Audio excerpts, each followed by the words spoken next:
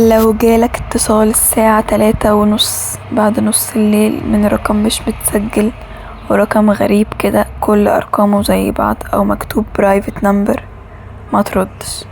اللي بيرد بيسمع صوت نفسه بيقول كلام عمره ما قاله قبل كده. واحد قال إنه سمع نفسه بيصرخ وبيقول سيبيني أنا مش عايز أموت دلوقتي، رغم إنه قاعد لوحده في أوضته والتليفون في إيده.